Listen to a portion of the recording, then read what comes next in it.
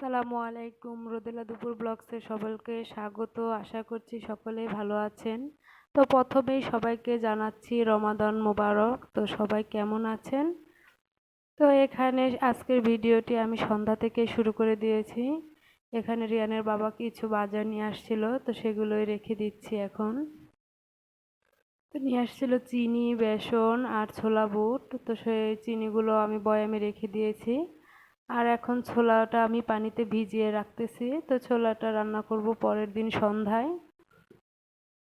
তো এটা ছিল প্রথম সেহেরি আমাদের। তো সেহেরির জন্য এখন রান্না বসাবো। আর দেখেন আমার কি অবস্থা, মানে প্রথম সেহেরির রান্না করব, তো হঠাৎ করে আমার চুলাটা একদমই নষ্ট হয়ে গিয়েছে।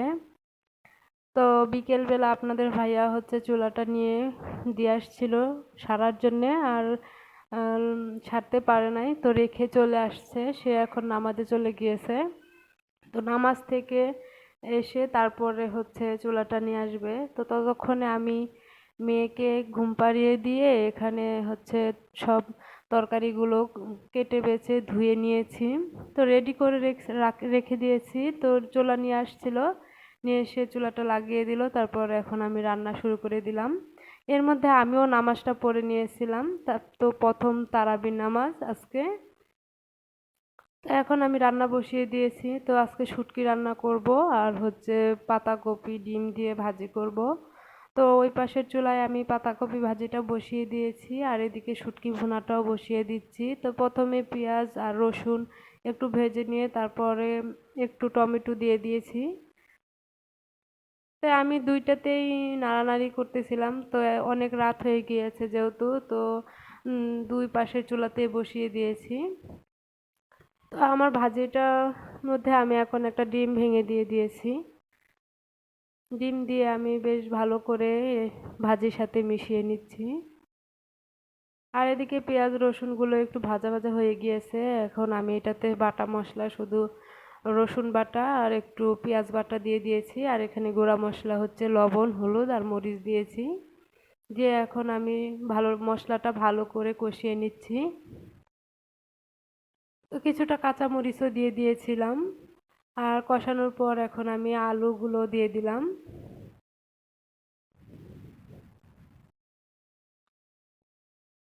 তো আলুটা দিয়েও আমি মশলার সাথে বেশ ভালো করে কিছুক্ষণ কষিয়ে তারপর আরেকটু কষানোর জন্য কিছুটা পানি দিয়ে দিয়েছিলাম। এদিকে আমার ডিম আর পাতাকপি ভাজিটাও হয়ে গিয়েছে।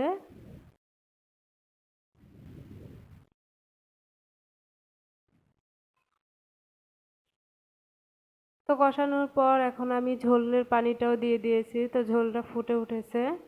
তো আমি আগেই তো শুটকিটা ভেজে নিয়েছিলাম, আর এখন গরম পানি দিয়ে শুটকিটা ভালো করে ধুয়ে নিয়েছি। ধুয়ে এখন তরকারিতে দিয়ে দিচ্ছি।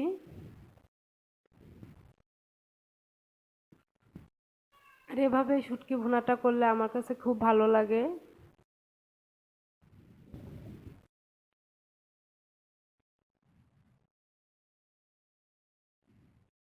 এই তো শুটকি ভুনা আমার হয়ে গিয়েছে। তো এখন আমি শুটকি ভুনাটাই নামিয়েও নিব।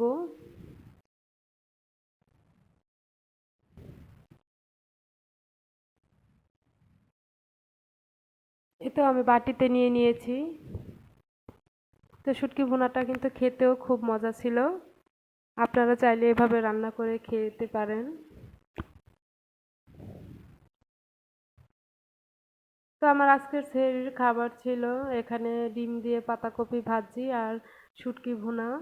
তো এর পাশাপাশি আগেরও কিছু তরকারি ছিল, তো সেগুলো আছে।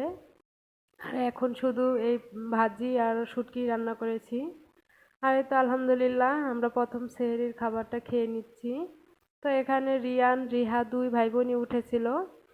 তো আমার ছেলে প্রথম রোজাটাও করেছিল আলহামদুলিল্লাহ। তো এখানে মেয়ে ভাজির বাটি নিয়ে বসছে, মানে আমি দিচ্ছিলাম সেটা সে নিবে না, ও নিজে নিজে নিবে।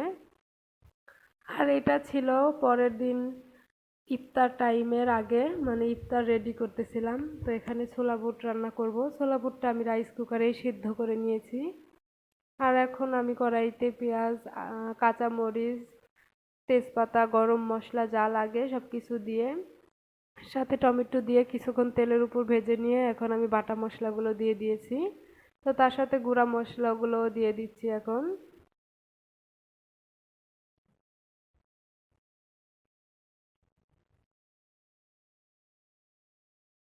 তো মশলাগুলো আমি ভালো করে নেড়ে চেড়ে একটু পানিও দিয়ে দিব কষানোর জন্যে।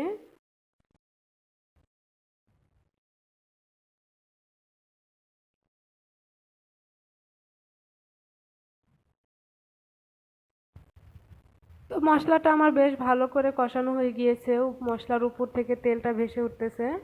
তো এখন আমি হচ্ছে বুটের মানে ছোলা বুটে দেওয়ার জন্যে আলুও সেদ্ধ করে নিয়েছিলাম। তো সেই আলুগুলো হাতের সাহায্যে একটু ভাঙা ভাঙা করে এখন দিয়ে দিয়েছি মশলার সাথে। তো মশলার সাথে কিছুক্ষণ ভালো করে মিশিয়ে নিয়ে তারপর আমি ছোলা বুটটাও দিয়ে দিব।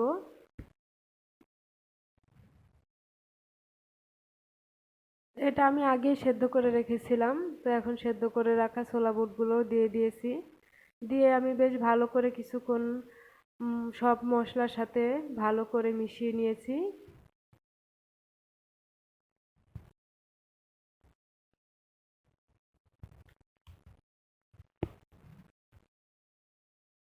তো এখানে আমি কিছুটা পানিও দিয়ে দিয়েছি পরবর্তীতে আবার এই পানিটুকু একদম শুকিয়ে গেলে আমার ছোলা বুট রান্না হয়ে যাবে। তো ওদিকে বুট বসায় দিয়ে আর এদিকে হচ্ছে একটু মাছের চপ করব। তো সেই জন্য আমি বুটের ডাল আর মুসুরির ডাল আর অল্প একটু আলু সেদ্ধ দিয়ে দিয়েছিলাম আর তার সাথে মরিচ কুচি করে দিয়েছি, পেঁয়াজ কুচি, ধনিয়া পাতা আর সাথে ওই মাছগুলো আমি একটু কাটটা বেছে ভালো করে তারপরে যে এখন হাতের সাহায্যে কষলে কষলে মাখিয়ে একদম নরম করে মাখিয়ে নিব।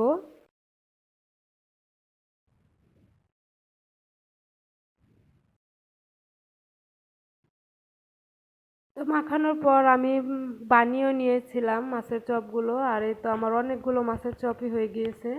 তো আমাদের সবগুলো তো লাগবে না, এই ছোট প্লেটের গুলো রেখে দিব ভাজার জন্যে আর বড় প্লেটের গুলো আমি এখন একটা বাটিতে করে এরকম রেখে দিব। তো বাটিতে প্রথমেই একটা বিস্কিটের কাগজ কেটে নিয়ে বিছিয়ে নিয়েছি আর এখন কাগজের উপর দিয়ে রেখে দিচ্ছি। এটার উপরে আমি আরেকটা কাগজও বিছিয়ে দিব যাতে একটার সাথে একটা না লাগে। তো এভাবে আমি রেখে দিব সবগুলো।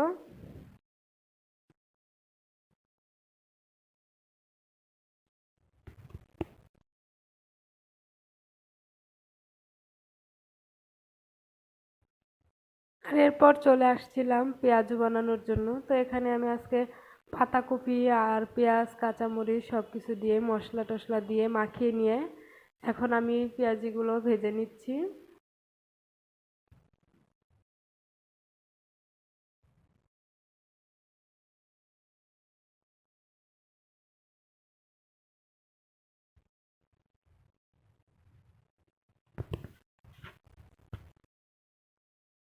পেঁয়াজগুলো আমার এক পিষ্টে হয়ে গিয়েছে, আরেক পিষ্টে উল্টে দিয়েছি। তো এরকম করে সবগুলো পেঁয়াজু আমি ভেজে নিয়েছিলাম আর তারপর সেই মাছের চপগুলো ভেজে নিচ্ছি এখন। তো আমি মাছের চপগুলো একটু ডিমের উপরে মাখিয়ে নিয়ে তারপর তেলে দিয়ে দিয়েছিলাম আর এখন এক পিষ্টে হয়ে গেলে আমি আরেক পিষ্টে উল্টে দিচ্ছিলাম।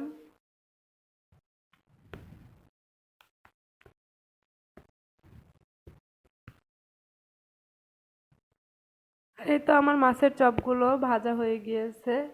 তো একটা ছাঁকনির সাহায্যে আমি তেলগুলো সেঁকে নিয়ে নিয়েছি আর এখানে আমি পেঁয়াজু আর মাছের চপগুলো সব ভেজে নিয়েছি আর এই যে ছোলা বুট।